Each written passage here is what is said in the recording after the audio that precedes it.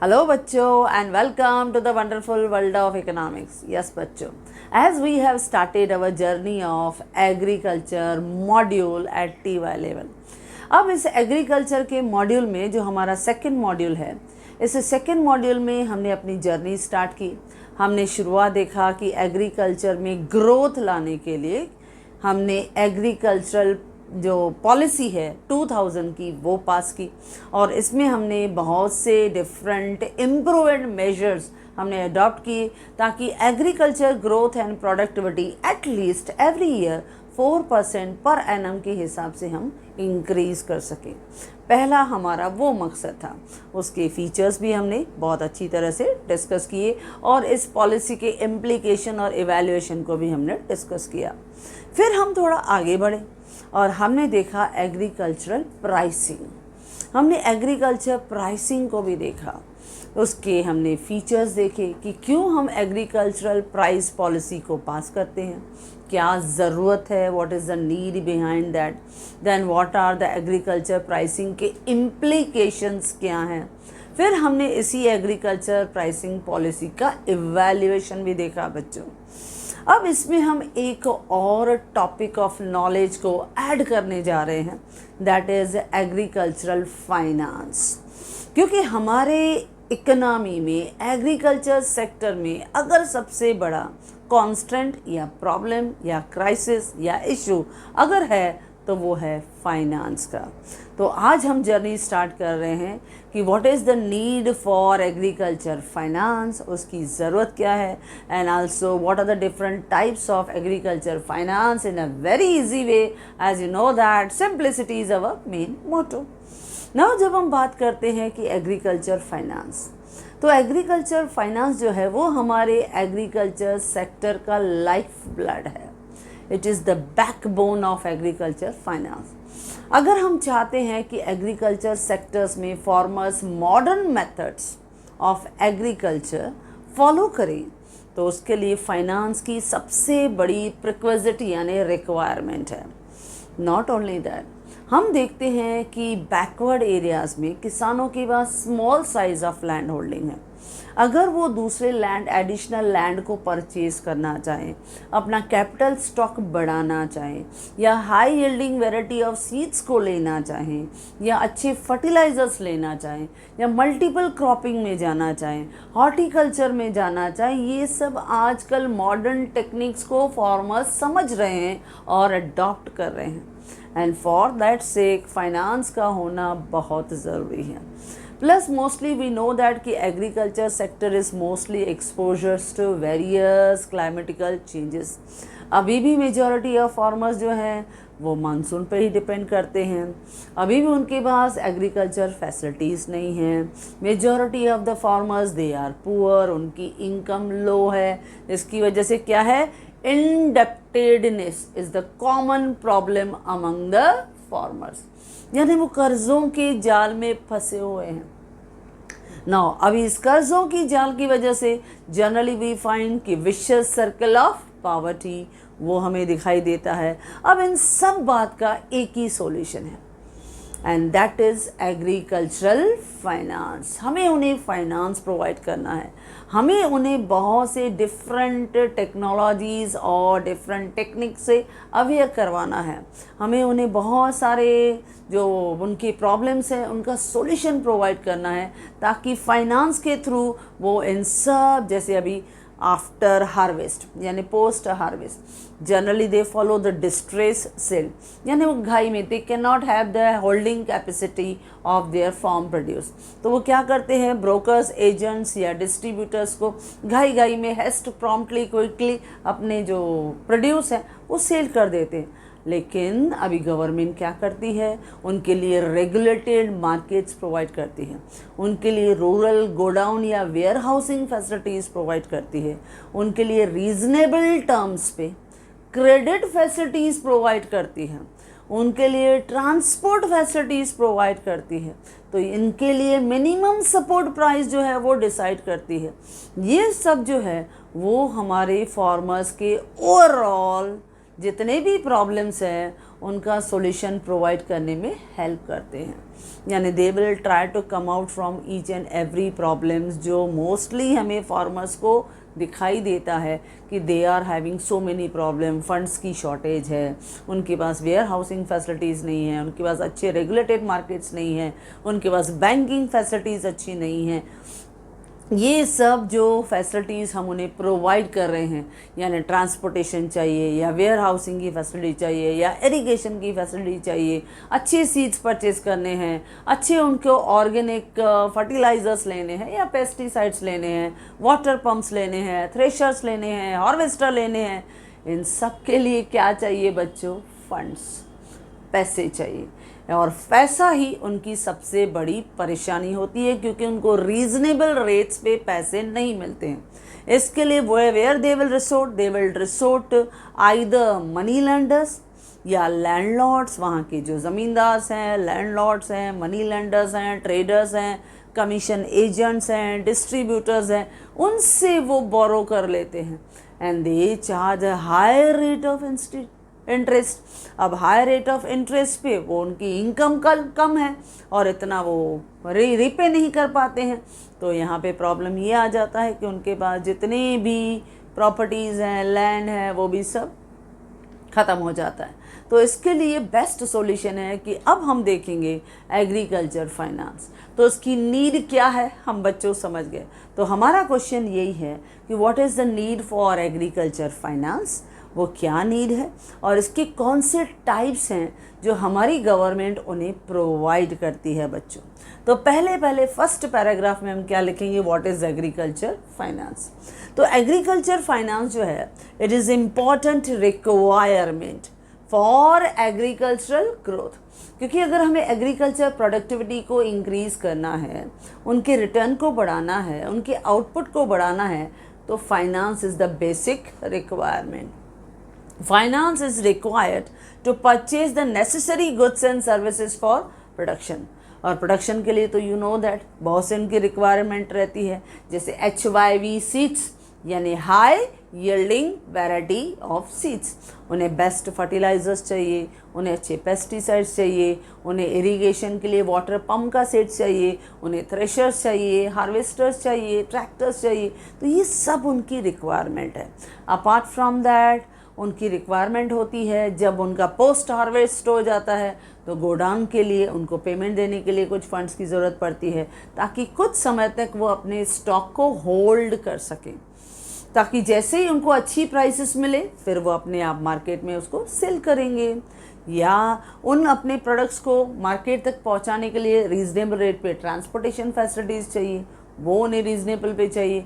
या regulated market रहते हैं जिसमें गवर्नमेंट उन्हें मिनिमम सपोर्ट प्राइस जो है वो प्रोवाइड करती है, ताकि हमारी किसानों की जो इनकम है उनको हम बढ़ा सकें, उन्हें रेम्यूनरेटिव प्राइसेस हम प्रोवाइड कर सकें। और इन सब के लिए हमारे एग्रीकल्चर सेक्टर्स को फाइनेंस की बहुत ज़रूरत है। तो इसके लिए फाइनेंस के लिए हम ये चैप्टर कर रहे हैं कि फाइनेंस यानी एग्रीकल्चर फाइनेंस की आफ्टर ऑल ज़रूरत क्यों है, क्योंकि वी वांट कि फार्मर्स के जितने भी प्रॉब्लम्स हैं उनको सॉल्व किया जाए, और उनके सॉल्यूशन यही है विथ प्रॉपर उन्हें प्लेटफॉर्म प्रोवाइड करना चाहिए जो उन्हें रीज़नेबल टर्म्स पे यानी उनको लो रेट ऑफ इंटरेस्ट पे फंड्स प्रोवाइड कर सके। ओके बच्चों, नाउ अब आते हैं मीनिंग में। एग्रीकल्चर फाइनेंस किसे कहते हैं बच्चों? एग्रीकल्चरल क्रेडिट, जो हम क्रेडिट उन्हें देते हैं, it means the amount of investable funds. जो एग्रीकल्चर क्रेडिट है, it means the amount of investable funds made available, हम उन्हें प्रोवाइड करते हैं, किसानों को प्रोवाइड करते हैं, to farm business and farmers family need. यानी किसानों की पर्सनल जो फैमिली रिक्वायरमेंट्स हैं उनके लिए भी हम उन्हें क्रेडिट प्रोवाइड करते हैं। And beside that farm business, किस तरह से फार्म बिजनेस को लार्ज लेवल पे एक्सपांड करना है, किस तरह से उनके एग्रीकल्चर प्रोसेस को मॉडर्नाइज करना है, इम्प्रूव करना है, उन सब के लिए जो उन्हें क्रेडिट चाहिए, जो उन्हें इन्वेस्टमेंट दे चाहिए, वो हमारा जो ये एग्रीकल्चर फाइनेंस है वो प्रोवाइड करता है। तो फिर से एक बार, agriculture credit means the amount of investable funds जो हम उन्हें प्रोवाइड करते हैं made available to farm business, यानी उनके एग्रीकल्चर बिजनेस को बढ़ाना है और उनके फार्मर्स के फैमिली नीड्स को सेटिस्फाई करता है। इन दोनों के लिए जो भी फंड्स हम उन्हें प्रोवाइड करते हैं that is called agricultural finance. Okay बच्चों, अब मेन हम क्वेश्चन की तरफ जाते हैं कि what is need for agriculture finance. इस एग्रीकल्चर फाइनेंस की आफ्टर ऑल ज़रूरत क्या है? जैसे हमने देखा कि किसानों की इनकम लो है, plus they are surrounded by the vicious circle of poverty. हमें उनकी प्रोडक्टिविटी को बढ़ाना है, उनकी इनकम को बढ़ाना है ताकि वो विशियस सर्कल ऑफ पॉवर्टी से बाहर निकले, इस ट्रैक को वो तोड़ पाए। इसके लिए हम चाहते हैं कि उनकी जो रिक्वायरमेंट है फंड से रिलेटेड वो हम सेटिस्फाई कर पाएँ। तो पहला है फंड्स प्रोवाइड करते हैं टू परचेज द इनपुट्स, यानी जो हमारे बेसिक उनकी इनपुट्स हैं, जैसे हमने कहा अच्छे सीड्स चाहिए, high yielding varieties of seeds चाहिए ताकि ओवरऑल एग्रीकल्चर प्रोडक्टिविटी आउटपुट बढ़े और उसकी क्वालिटी भी इम्प्रूव हो, ये भी बहुत ज़रूरी है। प्लस अच्छे ऑर्गेनिक फर्टिलाइजर्स होने चाहिए, ऑर्गेनिक पेस्टिसाइड्स होने चाहिए, या इरिगेशन फैसिलिटीज़ के लिए जो उनकी रिक्वायरमेंट है, वाटर पम्प सेट्स हैं, वो सब रिक्वायरमेंट है। तो इन सब के लिए उनको क्या चाहिए बच्चों? फंड्स। तो उनको पहले परचेज ऑफ इनपुट्स, इनके लिए उनको फंड्स की ज़रूरत होती है। नेक्स्ट है purchase of tools and equipments. अब ये भी आजकल बहुत ज़रूरी है क्योंकि हमने क्या कहा, हमारे इस एग्रीकल्चरल सिस्टम को मॉडर्नाइज करना है, हमें एग्रीकल्चर प्रोडक्टिविटी को बढ़ाना है। और जब एग्रीकल्चर प्रोडक्टिविटी को बढ़ाना है तो मॉडर्न मेथड्स ऑफ फार्मिंग तो अडॉप्ट करना ही पड़ेगा। और जब हम मॉडर्न मेथड्स ऑफ फार्मिंग को अडॉप्ट करते हैं तो किसानों को बहुत से डिफरेंट, जैसे टेक्निक्स जो हम लोग कहें टेक्नोलॉजी है, जैसे ट्रैक्टर्स हैं वो परचेज़ करने हैं, या इरिगेशन से रिलेटेड वाटर पंप का सेट है वो परचेज़ करना है, या उसमें ड्रिप इरिगेशंस के लिए जितने भी उनके पाइप्स की कनेक्शन रहता है वो होने चाहिए, वो उसमें भी पैसा लगता है। या आफ्टर हार्वेस्ट के बाद उनको हार्वेस्टर्स चाहिए, थ्रेशर्स चाहिए, तो वो भी तो मशीनरी लगती है, उसमें भी तो काफ़ी पैसा लगता है। तो ये सब मॉडर्न टेक्निक्स हैं। या पैकिंग के लिए उन्हें मशीनरी चाहिए, पैकिंग के लिए बैग्स चाहिए, ये सब जो है टूल्स और इक्विपमेंट्स है for purchase of that modern tools and equipment, जो उनके आउटपुट को एक अच्छा लुक देगा, उनको ज़्यादा से ज़्यादा प्रोडक्टिविटी लेके देगा। उन सब के लिए उनको किसानों को क्या चाहिए बच्चों? पैसे। तो मॉडर्न टूल्स एंड इक्विपमेंट, जैसे हमने कहा ट्रैक्टर्स हैं, थ्रेशर्स हैं, हार्वेस्टर्स हैं, या वाटर पंप सेट हैं, या ड्रिप इरिगेशन के लिए अगर उनको ज़रूरत पड़ती है वो, प्लस आफ्टर जैसे पोस्ट हार्वेस्ट के बाद उनको पैकिंग करना है तो पैकिंग भी बेस्ट होनी चाहिए, उनके लिए कोई मशीनरी रहती है, उनके लिए जो खर्चा रहता है क्योंकि वो पैकिंग पाउचेस भी उन्हें परचेज करने पड़ते हैं। तो इस तरह से ऑल टूल्स एंड इक्विपमेंट जो उन्हें चाहिए उनके लिए भी क्या लगेगा बच्चों? फंड्स, यानी पैसे की ज़रूरत पड़ेगी। ओके बच्चों, नेक्स्ट है इम्प्रूवमेंट ऑन लैंड। अब ये भी आजकल ज़रूरी है क्योंकि हमने क्या कहा, अपने एग्रीकल्चर को अभी मॉडर्नाइजेशन से आगे बढ़ाना है, यानी हमें न्यू टेक्निक्स जो है फार्मिंग की वो अडॉप्ट करने हैं। इसके लिए किसानों को ट्रेनिंग दी जाती है और वो ट्रेनिंग की दी जाती है यानी कैसे अपने लैंड को इम्प्रूव करें। जब लैंड को इम्प्रूव करते हैं, कभी कभी ऐसा होता है कि सपोज़ उनके लैंड के ऊपर वेल्स बने हुए हैं लेकिन वाटर जो है वो सिंक होता जा रहा है, तो उनके वाटर को लेवल को बढ़ाना पड़ता है, तो सिंकिंग ऑफ वेल्स होता है, तो वहाँ पे इम्प्रूव करने के लिए कहीं और पे भी उनको खर्चा करना पड़ता है, या कहीं और जो है वो वेल डिग करके उनको फिर से वहाँ वाटर लेवल को मेंटेन करना पड़ता है। क्योंकि ऑल द टाइम्स वो सिर्फ मानसून पे तो डिपेंड नहीं रह सकते, आफ्टर मानसून उन्हें वेल्स चाहिए ताकि वो आफ्टर मानसून वो अपने खेतों को पानी दे पाएँ। तो इसके लिए फॉर सिंकिंग ऑफ वेल्स की वजह से उन्हें दूसरे वेल्स की एरिया जो है वो फाइंड आउट करनी पड़ती है, उसके लिए फिर से पैसा लगता है।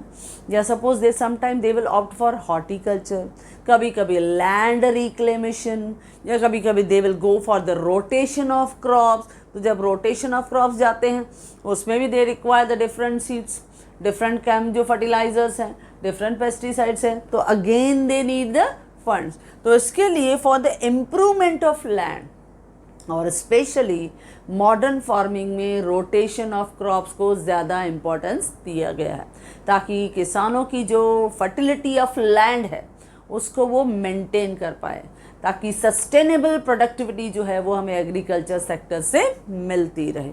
तो इसके लिए इम्प्रूवमेंट इन द लैंड, इसके लिए भी किसानों को कंटिन्यूस अपने ज़मीन को एक फर्टिलिटी लेवल को मेंटेन करने की कोशिश में कुछ न कुछ पैसे खर्चे करने ही पड़ते हैं। नेक्स्ट है आपका fourth one, marketing of crops. अब ये भी हमने काफ़ी डिस्कस कर दिया है बच्चों, मार्केटिंग ऑफ क्रॉप्स। उन्हीं क्रॉप्स को मार्केटिंग तक लेके जाना है, उन्हें अच्छे प्राइसेस जब तक उनको नहीं मिलते हैं तब तक they should hold the crops with them, ताकि after the harvest they can not immediately sell the crops at the low price, no. तब तक वो वेट करते हैं, वो अपने प्रोड्यूस को, अपने गुड्स को, अपने फूड ग्रेन्स को वो रूरल गोडाउंस में, वेयर हाउसिंग में संभाल के रखते हैं, और जैसे ही उनको अच्छे प्राइसेस मिलते हैं उस पर वो इमीडिएटली सेल करते हैं। Till then they will hold their crops, वो क्रॉप्स को होल्ड करते हैं। बिसाइड विथ दैट कभी कभी ऐसा होता है मार्केटिंग के लिए उनके जो क्रॉप्स हैं उन्होंने गोडाउन में रखा, पर उसके बाद वो ट्रांसपोर्टेशन के थ्रू उनको मार्केट तक प्रोवाइड करते हैं, प्लस पैकिंग करवाते हैं, प्लस स्टैंडर्डाइजेशन और ग्रेडिंग के लिए खर्चा करते हैं। तो फॉर ऑल मार्केटिंग ट्रांजैक्शंस के लिए दे रिक्वायर फंड्स, तो उन्हें पैसे की ज़रूरत पड़ती है ताकि उन्हें अच्छे रेम्यूनरेटिव प्राइसेस मिलें, क्योंकि अर्बन एरियाज़ में हमारे एग्रीकल्चर प्रोडक्ट्स की प्राइस ज़्यादा है, और ये सब नॉलेज किसानों को प्रोवाइड किया जाता है थ्रू द, हम पढ़ने वाले हैं नेक्स्ट जर्नी में यानी नेक्स्ट चैप्टर में, दैट इज़ एग्रीकल्चरल मार्केटिंग में। तो एग मार्क नेट के थ्रू हमने अपने देश के जितने भी मार्केट्स हैं, लगभग 1800 मार्केट्स आर देयर, जिनको हमने नेटवर्क से जोड़ के रखा है, जिसमें किसानों को उनके प्राइसेस का इंफॉर्मेशन हम देते हैं, ताकि they should not sell their product in haste, they should get the proper value of their crops, उन्हें अपने क्रॉप्स की प्रॉपर वैल्यू मिले, ताकि किसानों का जो लो इनकम का प्रॉब्लम है, प्रेशर ऑफ लोन है, जिसकी वजह से they will commit a suicide या हमेशा गरीब रहते हैं, नो, हमें उनकी इनकम को बढ़ाना है। फॉर दैट सेक हम पढ़ रहे हैं एग्रीकल्चरल फाइनेंस, तो हमें उनके मार्केटिंग ऑफ क्रॉप्स में भी पैसे की ज़रूरत पड़ती है बच्चों। नेक्स्ट है reduce the dependence on money lenders. हम किसानों को फंड्स प्रोवाइड करते हैं, और वो फंड्स प्रोवाइड करते हैं थ्रू इंस्टीट्यूशनल सोर्सेज, क्योंकि इसके बाद हमारा सेकंड क्वेश्चन वही है, what are the different sources of agriculture finance. हम दो सोर्सेज बच्चों करने वाले हैं, एक है इंस्टीट्यूशनल सोर्सेज जो किसानों के लिए बहुत ही यूजफुल और इम्पॉर्टेंट रोल प्ले करता है, और दूसरे हैं नॉन इंस्टीट्यूशनल सोर्सेज जिसकी तरफ हमारे फार्मर्स ज़्यादा डाइवर्टेड रहते हैं, क्योंकि हमारे किसान इलिटरेट हैं, they hesitate to go to institutional finance, या कुछ एरियाज़ में तो इंस्टीट्यूशनल फाइनेंस अभी तक उतने उनके पास फैसिलिटीज़ अमेनिटीज़ नहीं पहुंची हैं। तो हमारी कोशिश ये रहती है कि इंस्टीट्यूशनल फाइनेंस अगर हम उन तक पहुंचा देते हैं, जैसे उनको कोऑपरेटिव बैंक्स के थ्रू उन्हें हमें सपोर्ट करते हैं, या रीजनल रूरल बैंक्स हैं आरआरबी, वो उन्हें एक बहुत ही लो रेट ऑफ इंटरेस्ट पे बहुत ही फंड्स जो हैं वो प्रोवाइड करते हैं। उसके अलावा कमर्शियल बैंक्स हैं, ये सब हमारे किसानों को फाइनेंशियली सपोर्ट करते हैं। क्यों करते हैं? ताकि वो नॉन इंस्टीट्यूशनल सोर्सेस जैसे मनी लेंडर से पैसा लेना, लैंडलॉर्ड से पैसे लेना, आसपास के जो ट्रेडर्स हैं, कमीशन एजेंट्स हैं, ब्रोकर्स हैं, उनसे ना वो हाई रेट ऑफ इंटरेस्ट पे पैसे लेके आते हैं, और इसका रिज़ल्ट ये होता है कि उनके प्रोडक्ट्स का अच्छा प्राइस नहीं मिला, उनकी इनकम अच्छी नहीं मिली, वो अपने लोन्स को रिपे नहीं कर पाए। As a result money lenders हो, लैंडलॉर्ड्स हो, ब्रोकर्स हो, वो उनकी पूरी ज़मीन हड़प लेते हैं, ग्रैब कर लेते हैं।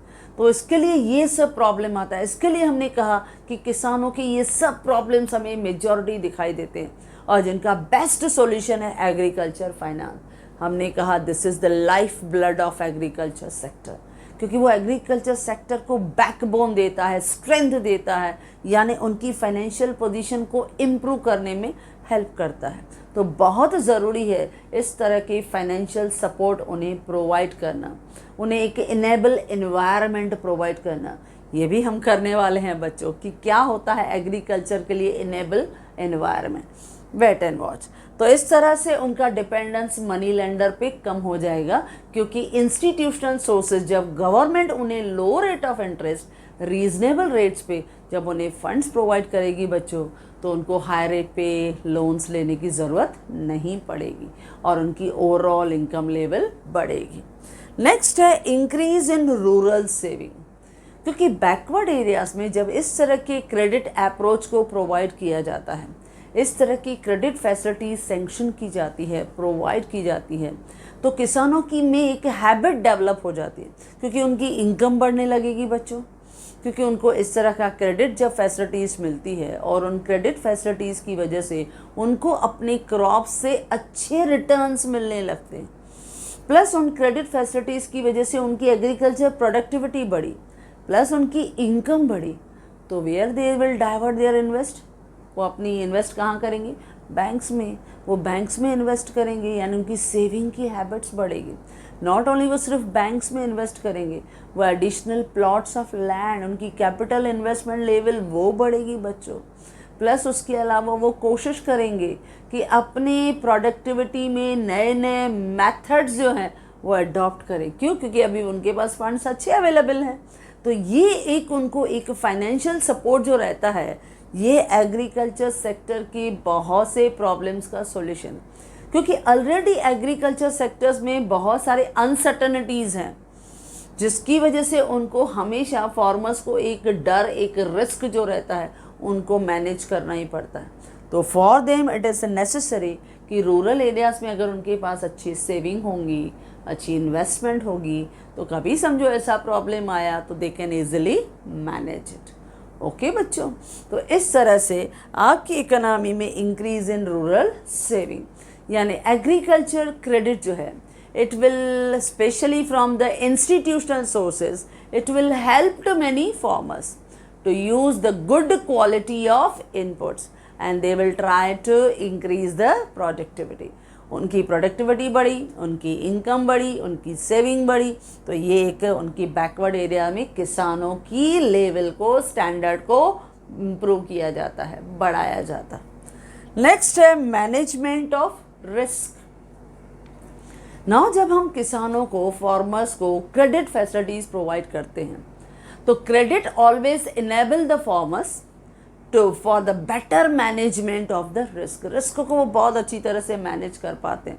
क्यों? मैंने पहले ही कहा कि जो हमारा एग्रीकल्चर सेक्टर्स है, इसमें अनसर्टनिटीज़ हैं, अनसर्टनिटीज़ ऑन वेरियस ग्राउंड बच्चों, जैसे मार्केट अनसर्टन है, मार्केट में प्राइजेस अनसर्टन हैं, इनकी वजह से, और कभी कभी नेचर अनसर्टन है, जिसकी वजह से कभी कभी फ्लड आ जाता है, कभी ड्राउट आ जाता है, यानी क्लाइमेटीज़ का भी उनको अनसर्टनिटीज़ रहता है। तो सम टाइम ऐसे अगर प्रॉब्लम्स क्रिएट हो जाएं तो उनको सपोर्ट करना बहुत ज़रूरी है।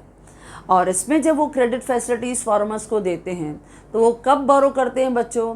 दे will borrow the funds while sowing the seeds. जब वो सीड्स को सो करते हैं, दैट पीरियड में they will borrow the funds and they will pay back the loans after the post harvest, यानी हार्वेस्ट होने के बाद वो होल्ड करते हैं। जैसे उनको अच्छे प्राइजेस मिल जाते हैं, उस पर सेल हो गया, they got a good income, अच्छी रेम्यूनरेटिव प्राइसेस मिली, then they will repay their loans. तो इस तरह से they will try to manage the risk, यानी उनको हमने क्रेडिट प्रोवाइड किया, तो उस क्रेडिट ने फार्मर्स को हेल्प किया for the better management of risk को मैनेज किया। रिस्क कहाँ से आती है बच्चों? क्योंकि उनका अनसर्टन मार्केट की कंडीशन है, अनसर्टन प्राइसेस हैं, अनसर्टन क्लाइमेट है, तो इसके लिए they borrow the funds during the sowing period, जब वो बीज बोते हैं तब वो बोरो करते हैं, and they will pay back the loan after post harvest period. तो उनके लिए आसान हो गया ना, अच्छा हो गया ना, यानी किसानों पे कोई प्रेशर नहीं। तो इस तरह से किसानों की मदद हमारी गवर्नमेंट करती है। नेक्स्ट है क्राइसिस ऑफ मैनेजमेंट, यानी क्राइसिस मैनेजमेंट में भी आपके किसानों को क्रेडिट का एक अच्छा सपोर्ट मिलता है। अब क्राइसिस यानी परेशानियाँ, प्रॉब्लम्स। अब क्राइसिस कौन कौन से होते हैं? अभी हमने कहा कि हमारा एग्रीकल्चर सेक्टर जो है वो काफ़ी अनसर्टनिटीज़ को बियर करता है, एक्सपोजर्स टू वेरियस अनसर्टनिटीज़। यानी समझो कभी कभी क्रॉप फेल्यूर हो गया, ड्राउट हो गया, हैवी फ्लड्स आ गए, प्रॉब्लम्स हो गया ना, फ्लड आया या ड्राउट आया, यानी आपका क्रॉप फेल्यूर हुआ।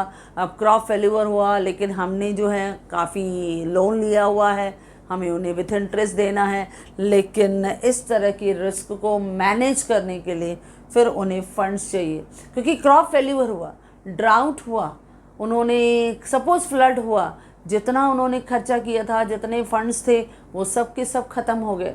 अब क्या करें? अब दूसरे फसल की तैयारी कैसे करें? तो उनके लिए again they require some funds to purchase the high yielding variety of seed, to purchase the basic inputs, यानी फर्टिलाइजर्स चाहिए, पेस्टिसाइड चाहिए, ये सब चाहिए। तो for them again they require funds. तो इस तरह की सपोर्ट गवर्नमेंट प्रोवाइड करती है so that they can easily manage with their risk, with their crisis, वो अपने प्रॉब्लम को ओवरकम कर पाएँ। तो इसके लिए ज़रूरत है to provide the agriculture finance to our farmers. Okay बच्चों, तो क्या है agriculture finance? Agriculture credit means the amount of investment fund made available to farm business and farmers का फैमिली नीड्स। और क्यों ज़रूरत है, क्यों हम उन्हें एग्रीकल्चर फाइनेंस प्रोवाइड करते हैं? ताकि they can purchase their basic inputs, so that they can purchase the modern tools and equipments, they can improve the quality of their land so that their productivity should increase, उनकी quality बढ़े और जिससे उनकी export बढ़े और export से उनकी income और रेवेन्यू और बढ़े, उनकी फाइनेंशियल पोजीशन और जो है वो इम्प्रूव हो। यानी हम चाहते हैं इकोनॉमिक, हमारे फार्मर्स का जो इकोनॉमिक पोजीशन है और सोशल पोजीशन है, दोनों को हम इम्प्रूव करें। ये जो हमारे फंड्स है वो उनकी मार्केटिंग ऑफ क्रॉप्स में उनकी मदद करते हैं। देन जब हमारी गवर्नमेंट उन्हें फंड्स प्रोवाइड करती है तो फार्मर्स का जो डिपेंडेंस है ऑन मनी लेंडर्स या लैंडलॉर्ड्स या ज़मींदार्स कम हो जाता है। देन जब इस तरह की क्रेडिट फैसिलिटीज़ किसानों को प्रोवाइड की जाती है तो it will help them to increase the habit of saving, specially in the rural areas. Then ये जो एग्रीकल्चर फाइनेंस है ये उन्हें हेल्प करती है in management of risk and in the management of crisis. तो इस तरह से agriculture finance play a vital role, a important role for the welfare of farmers, for the welfare of agriculture sector. उनके income को बढ़ाना, agriculture productivity को बढ़ाना is the main aim and objective of agriculture finance. Okay बच्चों, clear? Now अब आते हैं different types कहो या क्लासिफिकेशन कहो एग्रीकल्चर फाइनेंस। जब हम कहते हैं ये एग्रीकल्चर फाइनेंस हमारी गवर्नमेंट उन्हें प्रोवाइड करती है तो different type of agriculture finance है जो दो बेसिस पे क्लासिफाइड है। Number 1 according to tenure, tenure यानी पीरियड, हम किस पीरियड पे उन्हें वो एग्रीकल्चर फाइनेंस प्रोवाइड करते हैं। जैसे मैंने क्लासिफाई किया है पहले 3 parts on the basis of tenure यानी पीरियड, जिसमें हम कहते हैं short term, medium term and long term. बहुत इजी है बच्चों, short term, medium term, long term. जब हम कहते हैं शॉर्ट टर्म यानी बहुत पीरियड कम है, हमने मिनिमम 15 मंथ्स के लिए उनको लोन दिया है, उनको किसानों को हमने मदद किया है, लेकिन अप टू 15 मंथ्स तो वो है आपका शॉर्ट पीरियड। लेकिन हम उनकी मदद करते हैं अप टू 5 ईयर, 5 साल, तो वो मीडियम, लेकिन मोर देन 5 ईयर तो वो है उनका लॉन्ग पीरियड। बहुत आसान, और ये मोस्टली ब्लैंक्स भी टीवाई लेवल पे आते हैं, तो वेरी इजी। शॉर्ट टर्म, तो देखो मैंने पहले डेफिनेशन दिया, it means the loans are provided to farmers, हम लोन प्रोवाइड करते हैं फार्मर्स को for the period up to 15 months. जब हम 15 महीने के लिए उनको लोन देते हैं तो उसे हम कहते हैं short term loans. It means loans are provided to the farmers for the period up to 15 months. 15 months यानी शॉर्ट टर्म लोन। अच्छा, अब आप बताओ ये शॉर्ट टर्म लोन्स क्यों दिए जाते हैं बच्चों? शॉर्ट टर्म यानी उनकी जो बेसिक वर्किंग कैपिटल है, जब वो अपना पूरा एग्रीकल्चर फार्मिंग कंटिन्यू करते हैं तो उस समय उनको वर्किंग कैपिटल चाहिए रहता है, तो वो उसके मैनेज करने के लिए इस तरह का शॉर्ट टर्म लोन्स उन्हें प्रोवाइड किया जाता है। जैसे हमने कहा high yielding variety of seeds, HYV seeds वो चाहिए उन्हें, ऑर्गेनिक फर्टिलाइज़र्स चाहिए या एक हमें बेस्ट फर्टिलाइज़र्स चाहिए, अच्छे क्वालिटी के फर्टिलाइज़र्स चाहिए उनके लिए, या पेस्टिसाइड्स चाहिए उनके लिए उनको शॉर्ट टर्म लोन्स की ज़रूरत पड़ती है। या कभी कभी शॉर्ट टर्म में ऐसा भी होता है उनकी कुछ फैमिली में रिलीजियस सेरेमनीज़ होती हैं, सोशल सेरेमनीज़ होती हैं, तो कैसे हम मैनेज करें, वो थोड़ा लोन लेके जाते हैं। फिर उनको लगता है जैसे ही फसल हमारी मार्केट में बिक जाएगी यानी after post harvest period they will try to repay their loan. तो इस तरह से शॉर्ट पीरियड के लिए, शॉर्ट टर्म के लिए up to 15 months loans are provided to farmers. Number 2 that is medium term loan. ये मीडियम टर्म लोन है। Medium term loans are the loan, it means the loan provided to farmer for the period of 5 years, up to 5 year, 5 साल। देखो काफ़ी अच्छा time है 5 years तक। अब 5 years में इसमें वो परचेज ऑफ कैटल भी करते हैं, कैटल्स परचेज करते हैं, कभी कभी जो हमने कहा था मॉडर्न टूल्स हैं, इक्विपमेंट्स हैं वो परचेज करते हैं, जैसे थ्रेशर्स हैं, हार्वेस्टर्स हैं, ट्रैक्टर्स हैं, या ड्रिप इरीगेशंस के लिए वाटर पम्प सेट्स हैं। ये सब परचेज करने के लिए mostly they will opt for medium term loan. ये उनको एक अच्छा पीरियड उनको मिल जाता है, फिर धीरे धीरे करके जैसे जैसे उसमें हार्वेस्ट सीजन आता जाएगा they will try to repay their loans. तो ये उनको काफ़ी अच्छा सपोर्ट मिलता है। Same utilise for long term, और लॉन्ग टर्म में भी डेफिनेशन मैंने ऐसे ही दिया है, सिर्फ जहाँ पे मैंने टाइम लिखा है उसमें क्या लिखना है, it means the loans are provided to the farmers for more than 5 years। क्योंकि जब हम लॉन्ग पीरियड की बात करते हैं बच्चों तो here period is more than 5 years। 5 साल से ज़्यादा जब आप लोन प्रोवाइड करते हो तो that is called long term loan. अब ये लॉन्ग टर्म लोन क्यों दिया जाता है? इसमें दे परचेज यानी mostly farmers prefer to purchase the additional plots, वो एडिशनल लैंड को परचेज करना चाहते हैं। कभी कभी इसमें वो कुछ कैपिटल स्टॉक भी वो परचेज करना चाहते हैं। सम टाइम इसमें भी ट्रैक्टर्स, थ्रेशर्स, हार्वेस्टर्स इन्वॉल्व रहते हैं, तो some time they prefer long term loan. तो ये सब जो है on the basis of tenure, according to tenure 3 types of loans are provided to farmers। अगर अप टू 15 months है तो क्या हुआ बच्चों? Short term. Up to 5 years है क्या हुआ बच्चों? Medium term. More than 5 years है तो क्या हुआ बच्चों? Long term. बस ये ब्लैंक्स हैं। अच्छा, दूसरा classification on the basis of purpose, यानी according to purpose, for what purpose they are taking loans from these institutional sources. जैसे पहला है प्रोडक्टिव पर्पस। अब प्रोडक्टिव पर्पस में जब वो लोन ले रहे हैं तो इससे मेन पर्पस जो रहता है कि they are taking the loan from the institutional sources for purchasing the HYV seeds, यानी high yielding variety of seeds चाहिए, उन्हें फर्टिलाइजर्स चाहिए, उन्हें मैन्यूअर्स चाहिए, या उन्हें लाइव स्टॉक चाहिए, उन्हें इरिगेशन फैसिलिटीज़ चाहिए, या सपोज़ वो रिपेयर करना चाहते हैं अपने वेल्स को, जैसे हमने कहा कि सिंकिंग ऑफ वेल होता है तो कभी रिपेयर करवाते हैं, कभी कभी नया ट्यूबवेल जो है वो डाल देते हैं। तो ये सब जो चीज़ें हैं इनसे ओवरऑल एग्रीकल्चर प्रोडक्टिविटी बढ़ती है, ये उनके प्रोडक्शन को हेल्प करता है, सपोर्ट करता है। तो ये लोन प्रोडक्टिव है, क्योंकि ये लोन लेने के बाद एटलीस्ट जितने फंड्स होंगे वो हमारे एग्रीकल्चर प्रोसीजर में, फार्मिंग में यूटिलाइज होंगे, तो इससे हमें लोन को रीपे करना आसान हो जाता है बच्चों। तो ये प्रोडक्टिव पर्पस के लिए लोन्स हैं जो मोस्टली हमारे इंस्टीट्यूशनल सोर्सेज जल्दी प्रोवाइड करते हैं। लेकिन जब हम देखते हैं अनप्रोडक्टिव पर्पसेस के लिए लोन है तो वो हम देखते हैं समवेयर वी फाइंड इट कि ऐसे लोन्स उनको प्रोवाइड तो होते हैं लेकिन ये अनप्रोडक्टिव है तो वो जल्दी रीपे नहीं कर पाते हैं। जैसे उन्होंने लोन प्रोवाइड किया फॉर मैरिज के लिए, या फॉर सोशल सेरेमनी, और वो सोशल सेरेमनी दोनों से रिलेटेड होती है, some time related with birth, some time related with death.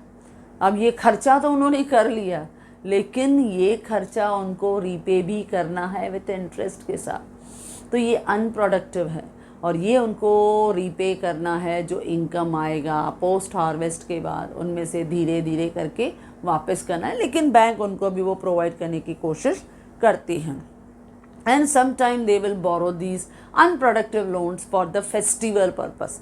भाई जैसे दिवाली फेस्टिवल है उनके लिए उन्होंने लिया, तो इस पर्पस के लिए भी they will sometime borrow the funds from sources. Now third है कंजम्पशन पर्पस। अब ये भी आपको इकोनॉमी में यानी बैकवर्ड एरियाज़ में, रूरल एरियाज़ में देखेगा। Some time for consumer goods के लिए they will opt for this type of loan facility, credit facility. Consumer goods लेना है, 2 व्हीलर लेना था, 4 व्हीलर लेना था, उनके लिए लिया उन्होंने, तो वो कंज्यूमर गुड्स हैं जिनके लिए उन्होंने लोन लिया। या टीवी लिया उन्होंने, गांव में उन्होंने टीवी लिया तो उसके लिए लोन लिया, तो ये भी कंज्यूमर गुड्स है। इनसे उनकी प्रोडक्टिविटी पे इफेक्ट नहीं आया बच्चों, उन्होंने अपने कंजम्पशन नीड्स को सेटिस्फाई किया। आर्टिकल लोन, कंज्यूमर गुड्स, आपको मालूम है कंज्यूमर रेगुलेशन जो है वो इस तरह के लोन्स को उन्हें ईजिली प्रोवाइड करती है। आजकल हर जगह रहता है लोन पे फ़ोन ले लो, तो फ़ोन का तो आपको मालूम है हर एक को हैबिट रहता है, चाहे वो रूरल एरिया हो चाहे अर्बन एरियाज़ हो, तो हर एक को इन सब चीज़ों की, कंज्यूमर गुड्स की, आर्टिकल्स की एक बेसिक नीड्स रहती है। तो some time they purchase these goods at credit facility. तो कंज्यूमर पर्पस के लिए भी some time they will go for credit. तो ये है on the basis of purpose, जैसे productive purpose, unproductive purpose and consumption purpose. Clear बच्चों? तो ये था हमारा फर्स्ट क्वेश्चन कि what is the need and types of agriculture finance, जो हमारे टीवाई का एक बहुत ही इम्पॉर्टेंट क्वेश्चन है। ओके बच्चों, तो जिस तरह से मैंने उसको एक्सप्लेन किया, in the same way I have provided in the notes in a very easy way. Okay बच्चों, so if you like this video, you can share with your maximum friends, and if you want my handwritten notes, the link is given in the description box. Thank you.